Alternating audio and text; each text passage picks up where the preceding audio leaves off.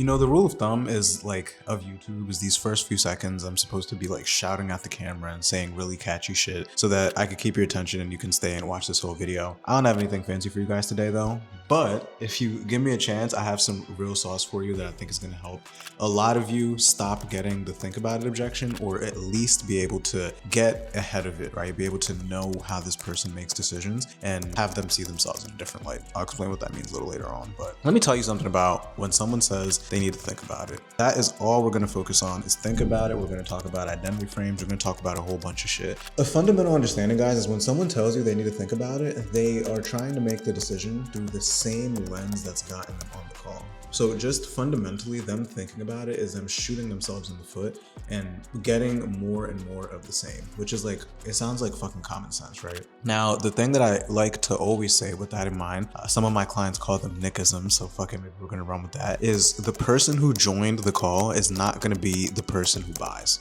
Say it again. The person who joins the call is not gonna be the same person who buys. Now, that can mean many different things, many different ways, but it's ultimately the person who is on the call and the decisions they make, they're not going to be the ones who move forward at the end. It's going to have to be a different version of themselves ultimately, right? And the thing is, you're not going to undo 20, 30, 40 years of ingrained pessimism, of self-doubt, of fear, all this shit. You're not going to undo it in 45 minutes. And the problem with a lot of objection handling and pre-handling stuff is we're almost trying to give this person therapy and like undo the decision making. That's not at all what we're doing here. What we're going to go through today is helping these people be able to see themselves in a different light, to help them make decisions despite the fears that are still going to be there, right? We don't need to overcome all the fucking fear. It's still going to be there. It's still going to be there even when they join the program. But I'm going to show you how to help them make a decision despite it with a super powerful psychological tool called identity framing. We're going to talk about what identity framing is, how to use it in your calls, and then as always, a live call of me applying this both in pre-handling and handling. So this is probably going to be a long ass one. This is one of the ones you're probably going to need to throw a headphone and you're probably going to need to watch it 2-3 times to really be able to get it and really be able to implement it. So welcome back. If you're new here and you're wondering who this handsome young gentleman with dreads and tattoos and all this shit is, my name's Nick. I've closed $3 million in this high ticket sales pace for the last 3 years now. I've helped countless others do the same. I'll throw a bunch of screenshots up so you know what I mean. And I work very closely with my clients, which means I can only handle 5 new people every single month. So if you're on an offer, you know there's money being left on the table, hit the link below to see if this makes sense to work directly with me. But without further ado, let's dive in. Because we have to talk about what an identity is, because if not, if you don't understand the mechanism, then you're just gonna go spewing out a bunch of corny word tracks you've heard all your favorite gurus work that you've already used that did not get you far because you don't understand why you're saying what you're saying and what we're looking to get out of it and the principles rooted in it, right? Now, an identity is who people see themselves to be as, right? And according to a study done by PubMed Central, people interpret situations and difficulties in ways that are congruent currently with their active identities and prefer identity congruent to identity incongruent actions. And so when an action feels identity incongruent, experienced difficulty highlights that the behavior is important and meaningful. This is neuroscience coming from people way smarter than you and I, right? This isn't just shit that I'm pulling out of the air, but it's ultimately simplifying it down, saying that people make decisions in the light of which they see themselves as. So if they believe that smart people take time to make decisions, then they're gonna delay action by taking time. If they believe that time is what helps decision making, right? And that's what smart people do, right? Another example of this when it comes to like a partner objection, if they believe that good spouses consult with each other before making decisions or before making financial decisions or any decision for themselves, well then before moving forward, they are going to want to talk to their spouse, right? You see where I'm going? Now, the thing is, this is the flaw in their thinking. And so the thing that I said at the beginning of the video, the person who came on the call is not going to be the person who buys. And so the person who believes that it's okay to take time to make decisions, that's not going to be the person who buys. Right? It's going to be a version of themselves that believes in themselves to make a decision that they feel is right and not having to delay with time. You understand? And the great part about all this, guys, is they don't need to overcome their fear. They only need to make decisions as the version of themselves that exists, by the way, that has overcome their fears. So like an example is like every fat person right now, it's because they make decisions and they think like a fat fuck. That's why they look the way they do. But once they start making decisions like a fit person, then they become fit. Our life is a direct reflection of the decisions that we've made so far. If they want a different life, they need to make decisions in relation to the person that they want to be that reflect those kinds of outcomes. So the problem with a fat person person wanting to go away and think about it when it comes to a decision regarding fitness is they fundamentally have a flawed decision-making process around fitness, so it makes no sense, right? They've made fat decisions to get the fat outcome. They need to make fit decisions to get the fit outcome. So there's no way they're gonna go away with their fat brain and then make a fit decision, right? Like, makes no sense. So the question then becomes, how do you use this in a live sales call? How do you weave this understanding, this fundamental with your prospects? The key is to get them to define the identity that they're stepping into, right? I like to call this the 2.0. You're gonna define the 2.0 version of themselves after you've done the future pacing, after you've gotten them on fucking La La Land on Heaven. I have a whole video breaking down how to do that. You can check that out on the channel. But once you've really gotten them understanding that this is what success looks like, this is where I'm going, right? This is the ideal outcome. They need to understand that in order to get to those ideal outcomes, it's not going to be the version of themselves right now. Like you guys watching right now, if you're making $3,000, $4,000, $5,000 a month, there's a different version of yourself required to get to 20 grand a month, right? And so in order for you to get there, you need to make decisions like them. And so that person, prime example, isn't saying, oh, I'm gonna wait until I hit X milestone to invest into training, right? A setter isn't saying, oh, I'm gonna wait until I'm a closer to go invest into training. The version of yourself who's closing deals, who's making 10, 20, 30 grand a month, knows that he needs to, or she needs to invest into their skill set to be able to get there. And so your income right now is a direct correlation of your identity and the decisions you make. So you need to be able to observe it within yourself first, right? So anyway, the point is to get them to descriptively describe what success looks like.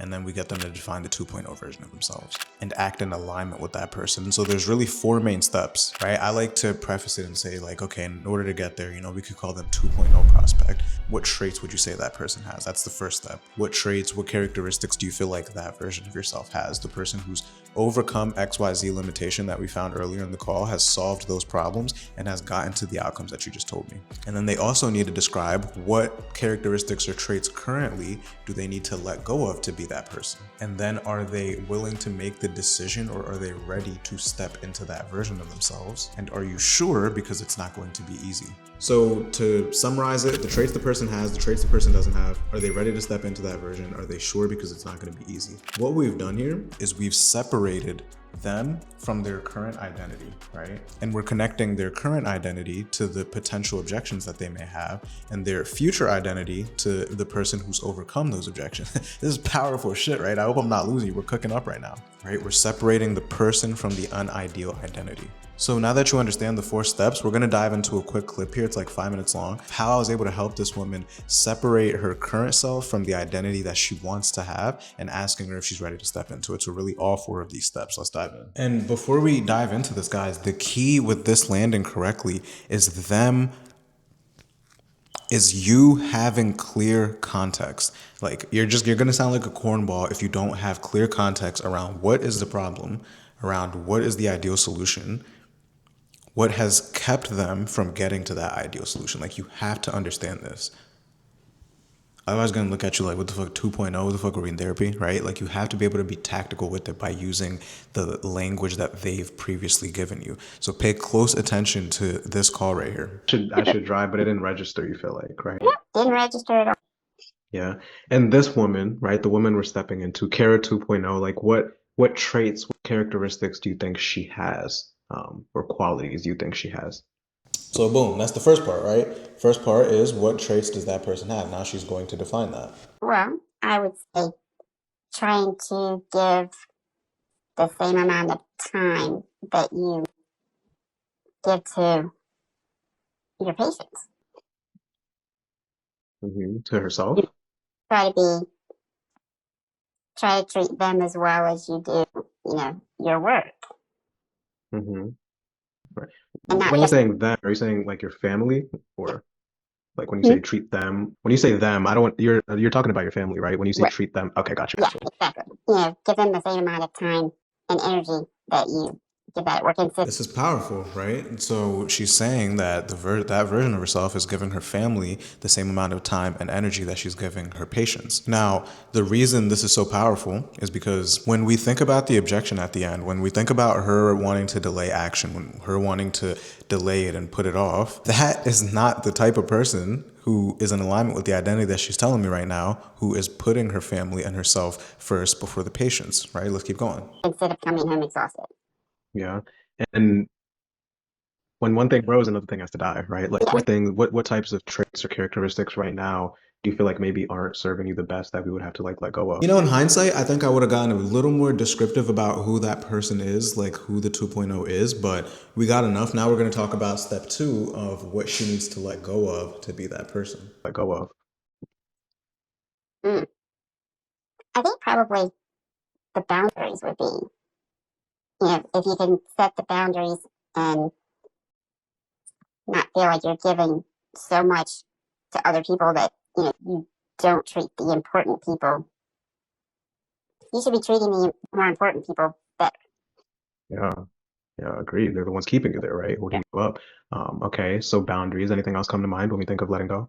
Well, and I think Another thing here that it would be incongruent. That's why I listen really fucking intently, right? Another thing that'd be incongruent is her trying to use her family as the reason that she can't move forward. Oh, or I already don't have much time with my family right now. Like, I don't know if I'll be able to have the time to invest into the program.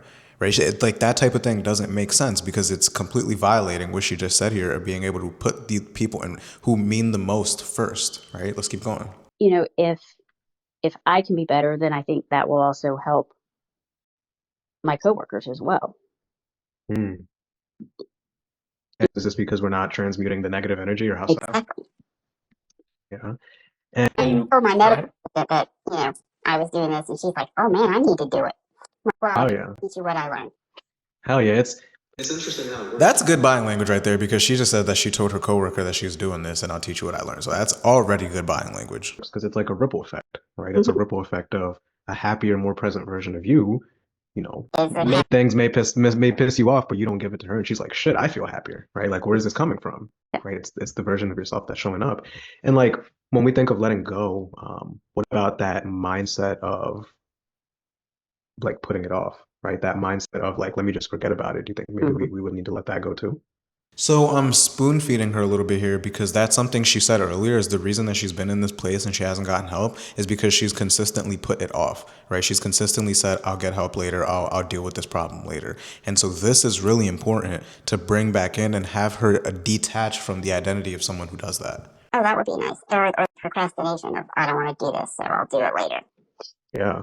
Yeah. Boom, just said, I need to let go of the procrastination of I'll do this later. Really, really hard for her to give me an objection. And like it shows itself in different ways, right? Like I know we talked about this earlier, right? The real question is, are you ready to? I'm not asking for a roadmap, and I'm not saying it's going to be tomorrow or the next day, right? But are you ready to actually start like making the decisions of that Kara 2.0 as we really start to define and build her? Mm-hmm. So this is really important right here is that I'm not asking for a roadmap on how to get there. I'm asking if you're ready to start making decisions like that and start moving in that direction. Because the thing that you don't want to get is her saying, oh, well, I don't even know what that looks like. Well, it depends. I don't know what you guys offer. I want to put all the attention on her detaching from the identity and not onto the program. And I want to be able to strip away any type of wiggle room that she may have to not be in the frame, to get out of the frame. Think of a frame, it's like a fucking tunnel, right? And I don't want her to come out of the tunnel because we start to lose momentum. Yeah. And like our brains, like I said, are So she just agreed to it, right? So I asked her, so the step three we just did, right, is are you ready to step into that version? Now I'm challenging her a bit, like, are you sure? Because it's not going to be that easy. are funny places, right? Because part of you knows that this isn't good for her. She knows she's better than this. She wants to move past this. But there's also the side of you, right? The side of you that minimizes it. Right? The side of you that wants to stay where she's at, right? That wants to stay comfortable, right? You may be ready to move on and make those decisions, but that doesn't necessarily mean that this Kara 1.0 is ready to die, right? And so like if she were to try to take over and like take the driver's seat and make the decisions for you, would we as your coaches have your permission to keeping you accountable and actually like overcoming and pushing past that if it were to show itself? So there's a lot of subtleties here. Don't let it go over your head. So a couple things is my body language, right? You can see that I'm visually showing her the this is some sauce, right? I'm visually showing her the identities with my hands. So I'm saying part of you knows this isn't serving her, this isn't good for her. But part of you has been doing this for so long and wants to keep her stuck. Right? Like I'm taking the fucking this hand and I'm dragging the bad hand down. I'm using it to drag it down, right? We're separating the identities both in a like sense of how I'm speaking and the words that I'm using, but also visually. If that way of thinking were to try to slow you down, right? This is giving me more and more leverage to be able to objection handle her at the end. If that way of thinking, if the identity that she's trying to get away from were to show itself. I'm gonna play that part one more time. For her, she knows she's better than this. She wants to move past this, but there's also the side of you, right? The side of you that minimizes it, right? The side of you that wants to stay where she's at. Right. And so we're going to keep going, but that's really important. Even the small things like the body language and the visual cues to be able to get the identity frame through to her even stronger. Let's keep going. If we were to try to take over and like take the driver's seat and make the decisions for you, would we as your coaches have your permission to keeping you accountable and actually like overcoming and pushing past that if it were to show itself? Oh yeah, yeah. I mean, I need to have. It was like when I used to go to the gym. Mhm. If I had someone go with me, I would, Yeah, because I was not going to be the one to cancel it. right. Accountability is big. Are you But- sure though? Because I'm not always this nice. I'm not always very nice. Are you sure? But if my partner decided that she didn't want to go, I'm like, sure, good, fine, I'm good. And then I wouldn't go because like I had permission to not go then. Right. Right. But So I'm accountability is big. Yeah. Ultimately, what I did there, I think it got a little diluted there, but I'm saying, are you sure? Because I'm not always this nice. In other words, you are going to most likely give me an objection at the end, and I'm not just going to let you off the hook, because your lower self, your 1.0 self, is going to try to take over. That's been taking over and lead this decision, and I'm asking for your accountability to be able to move you past that if it were to show itself. Now, lo and behold, guys, it fucking did show itself, and she did tell me that she wants to think about it at the end. And so now, this context and this frame that we just built up, now you're going to see how it helped me be able to get her over the line and to be able to move forward and make a decision for herself and her future by leveraging this part. So let's jump into that. Have the guidance so that you can be more present, you can sleep better, and overall you can have those boundaries. 12K. Now, most doctors just like knock it out in one shot, get it out the way. But you know, we can break it down if we need to. Yeah, I probably need to break it down at this point. Right? She's already talking about breaking it down because I just dropped a 12K price point on her fucking head, right? And so average closers are going to hear this and instantly start throwing out the fucking payment plans. Oh yeah, we could do this, we could do that. Not over here, guys. Not over here. Let's keep going. Okay. No worries. No worries. Money aside, we could figure money out. Is there anything You can see the smile, right? Because I know I'm about to attack, right?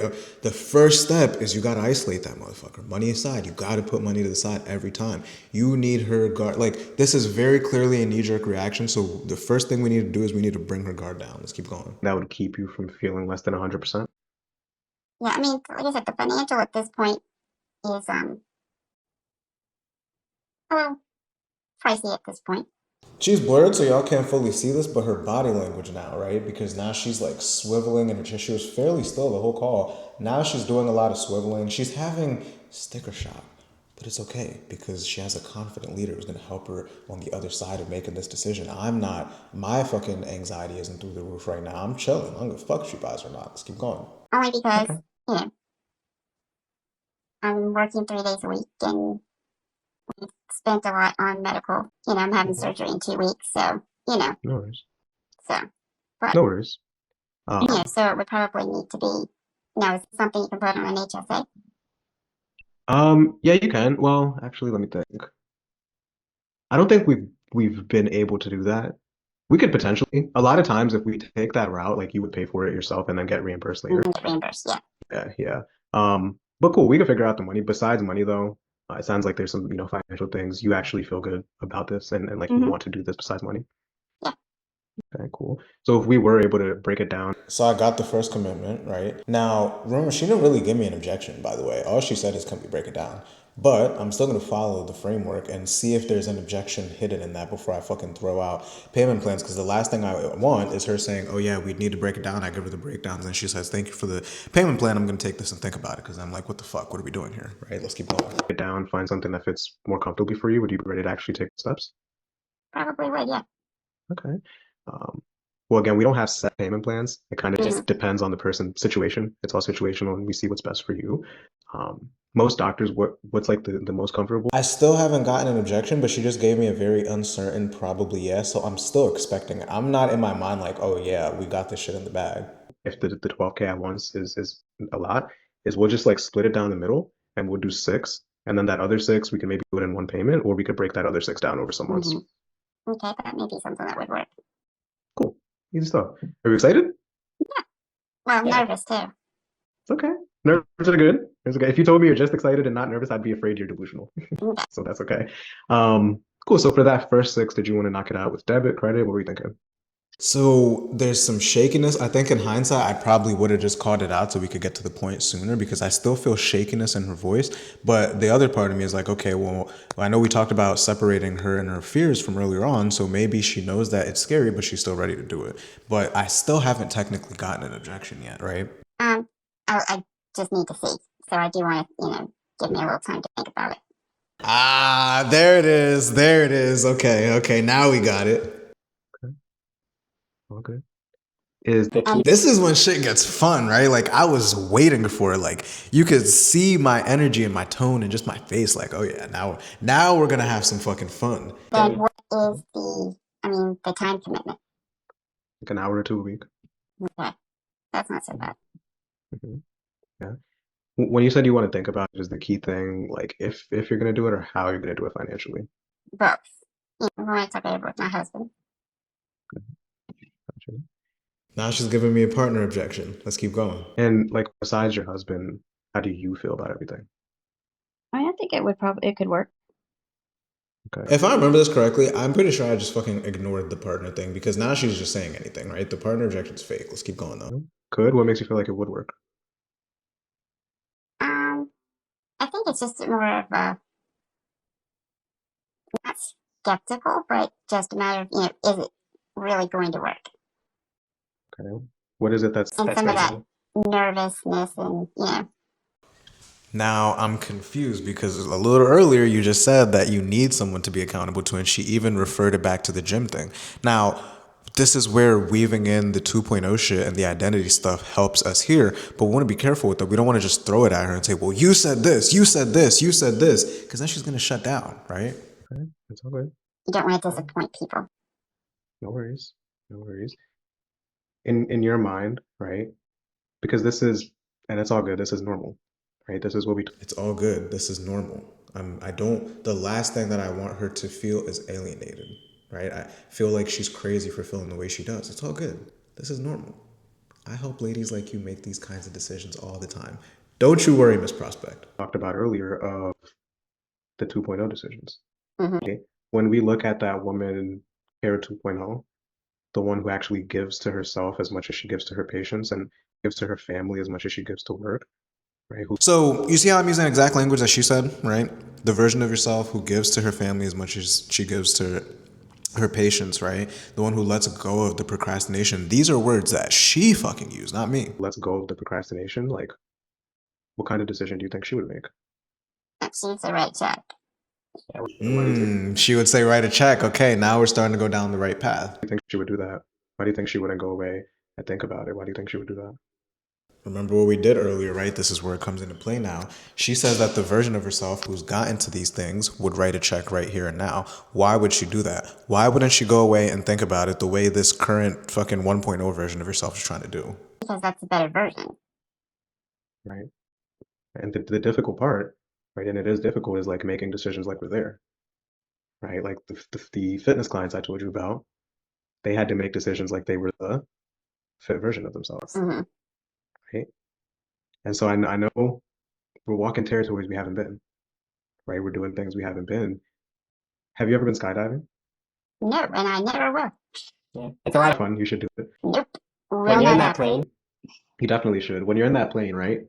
This is a really good analogy that I use for handling think about it when it's like based in fear is like them looking down out of a plane to jump. So it'll make sense in a second. Unless you're just a soldier, you usually jump with somebody. So you guys are like harnessed together, right? Yeah. And they're the ones who are in full control because obviously you've never jumped out of a fucking plane before, right? So they're the ones who are in control, and they tell you we're gonna count 1, 2, 3, and then we're gonna jump. When do you think they actually do it though?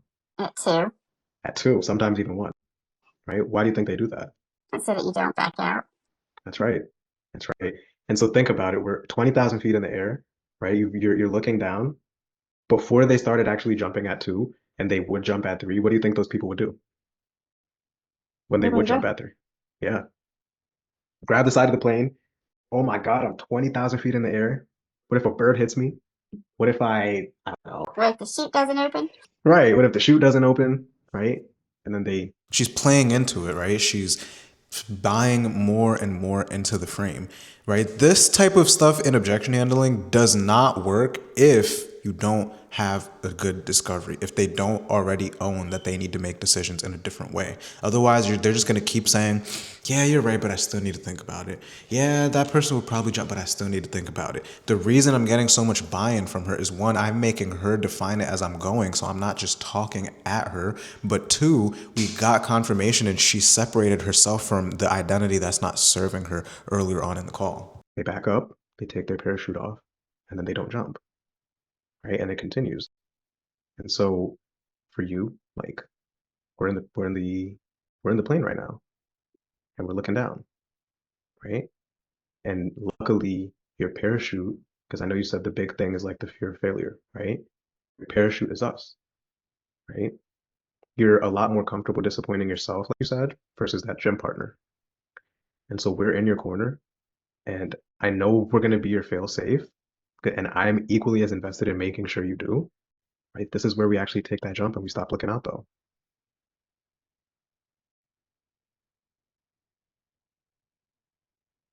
Yeah. Well, I still have to have some time to ruminate over it. That's exactly what I just said too, right?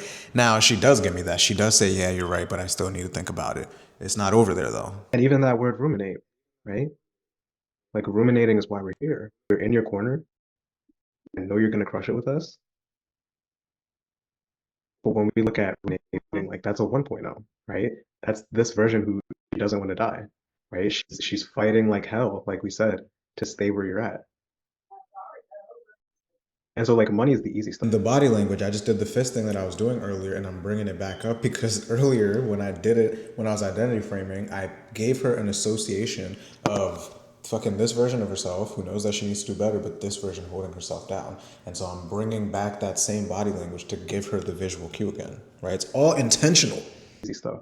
That's why money is the last thing we talked about. Mm-hmm. The tough part is actually making the decision of I'm gonna put myself in the fire, as nervous as I am, as uncomfortable as I am. And then the rest is following the lead. Mm-hmm. So I think you should jump in. You're gonna have a bunch of fun. This is now after ending the fucking analogy, now it's re-asking for the sale, right? You're literally gonna be in a community of other ladies who are also physicians on the exact same path as you. And you're actually gonna be taking the steps towards turning something around that's been holding you down for so long. And like this is day one of making that change. So what's the typical time? 6 months. Is that the app? So it's the average. What happens if you're not there in 6 months? Already ruminating, right? She's already asking what happens if I fail. What makes you ask? Just wondering. I mean, do you continue? So the goal is to teach you how to think, right? And like that's why it's not a 2-month program because change isn't overnight, right? And so our promise to you, and this is external, right? You need to do this for the internal, but So a big part of what I teach is external pressure. I mean, internal pressure over external pressure. The reality is both of them are very powerful to be able to move someone to a decision. And so we're weaving both of them in right now. our promise to you is after that 6 months, if you're not where you want to be, assuming you followed through, you did your cardio, you ate properly, right? You worked out, assuming you did that and you're not where you want to be, we're going to keep working with you until you actually are. Okay.